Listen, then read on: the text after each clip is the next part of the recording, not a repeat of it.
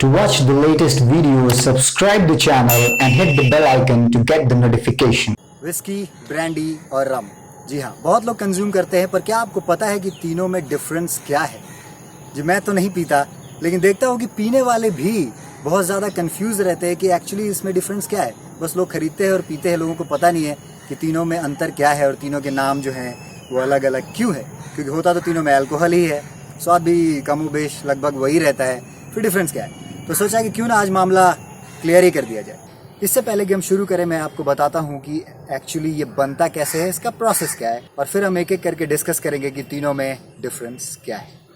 तो सारे शराब को बनाने का जो प्रोसेस होता है वो एक ही होता है।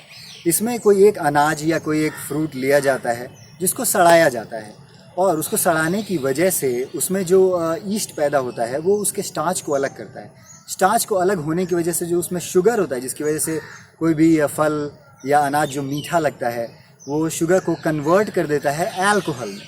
तो इस तरह से जो अल्कोहल है वो डेवलप होता है।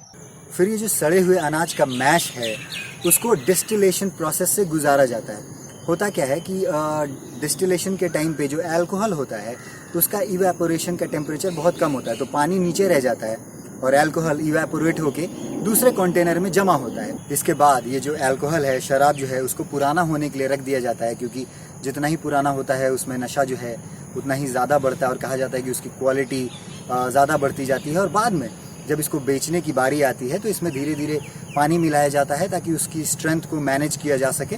जितना स्ट्रेंथ चाहिए उसके हिसाब से पानी मिला करके फिर बोतलों में भर करके और फिर उसको बाज़ार में लाया जाता है बेचने के लिए, और इस तरह से ये आपको अवेलेबल होता है। अब हम जानते हैं कि स्पेसिफिकली क्या डिफरेंट किया जाता है जिससे कि हम किसी अल्कोहल को विस्की बोलते हैं या किसी को रम बोलते हैं या किसी को ब्रांडी बोलते हैं। इन तीनों में डिफरेंस क्या है या इसके अलग अलग प्रोसीजर्स क्या है जिसकी वजह से इनका ये जो नाम है वो पड़ा है। विस्की जो है वो बार्ले से बनता है। बार्ले मीन्स जौ को पहले सड़ाया जाता है, उसको फर्मेंट किया जाता है, और जैसा कि मैंने प्रोसीजर पहले बताया, बाद में उसको डिस्टिलेशन प्रोसेस के थ्रू गुजारा जाता है और इस तरह से विस्की मिलती है। जब वो विस्की मिलती है तो दिखने में और काफ़ी कुछ स्वाद में भी बियर जैसा ही होता है, लेकिन बाद में उसको और भी डिफरेंट तरह के प्रोसीजर से गुजारा जाता है जिससे कि प्योर विस्की को एक्वायर किया जाता है। डिस्टिलेशन के बाद विस्की दिखने में ट्रांसपेरेंट ही होती है। इसको बाद में, जैसा कि मैंने बताया, कि एज करने के लिए रखा जाता है, तो बड़े बड़े लकड़ी के ड्रम्स होते हैं जिनको बैरल्स भी बोला जाता है, उसमें इनको भरा जाता है और कहीं पे भी रख दिया जाता है ताकि ये बहुत सालों तक पुरानी होती रहें।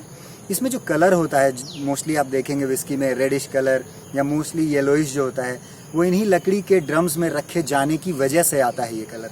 इनका स्वाद भी बहुत कुछ इसी पर निर्भर करता है कि लकड़ी का ड्रम जो है वो कितना पुराना था और कितने सालों तक इनको रखा गया था। इसकी वजह से इनके कलर्स और इनका जो स्वाद है उसमें फ़र्क आपको मिलेगा।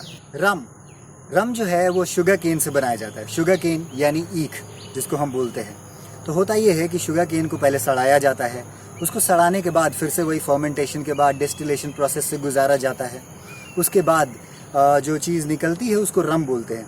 इसमें आप अगर पीते हैं तो अगर आप नोटिस करेंगे तो आपको हल्की हल्की स्मेल भी शायद ऐसी मिल जाए जो गन्ने का जो रस होता है, जो जूस होता है, उसमें जैसी आती है, या स्वाद भी थोड़ा बहुत आपको पता चल सकता है उस तरह का। पुराने वक्त में क्या होता था कि जो चीनी मिलें होती थी उसमें पहले चीनी बनता था, गन्ने का जूस निकाला जाता था, उससे चीनी बनाई जाती थी, और जो कचरा बच जाता था गन्ने का उसको सड़ा करके और उससे रम बनाया जाता था। हालांकि अब ऐसा नहीं होता है, अब डायरेक्टली जो प्योर गन्ना होता है उसको हाई क्वालिटी का, तो जो रम आपको अवेलेबल है वो हाई क्वालिटी का होता है। बाद में इसको भी विस्की की तरह ही बड़े बड़े ड्रम्स में डाला जाता है और एज होने के लिए रखा जाता है। हालांकि रम के लिए ये ज़रूरी नहीं होता, बहुत सी कंपनियां ऐसी करती हैं।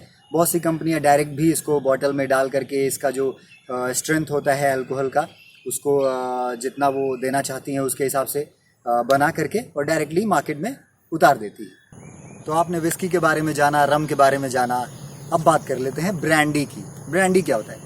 पहले आपको ये बता दूं कि ब्रांडी का जो लिटरल मीनिंग है वो क्या होता है। इसका लिटरल मीनिंग होता है बर्न्ड वाइन, यानी कि वाइन को जलाकर जो बनाया जाता है। जलाने का मतलब आग पे नहीं जलाना होता है। होता ये है कि इसका जो बेस मटेरियल है, जैसे विस्की का बेस मटेरियल बार्ले था, रम का बेस मटेरियल शुगर केन था, इसका बेस मटेरियल होता है ग्रेप्स।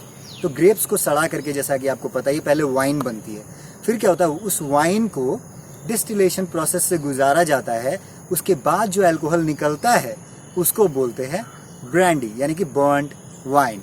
तो इस तरह से ब्रांडी तैयार होती है। ब्रांडी को एज नहीं करना होता, या एज करने के लिए लोग रखते भी नहीं है, वो डायरेक्टली मार्केट में भेजी जाती है बॉटल्स में पैक करके, अलग अलग तरह की पैकिंग्स, और आप इसको डायरेक्टली कंज्यूम कर सकते हैं। इसकी क्वालिटी और स्वाद का जो भी अंतर होता है इन तीनों में, वो मोस्टली इसी पे डिपेंड करता है कि इसका बेस मटेरियल क्या था, मतलब किस चीज़ को सड़ा के इसको बनाया गया था, कितना इसको पुराना किया गया है, और इसका डिस्टिलेशन मेथड जो है वो कितने प्योरिटी के साथ फॉलो किया गया है। उसी के बेसिस पे इसकी अल्कोहल की जो क्वालिटी होती है, इनका जो स्वाद होता है, वो निर्भर करता है। तो ये था सारा मामला पीने वालों का, पी के जीने वालों का, या पीने के लिए जीने वालों का।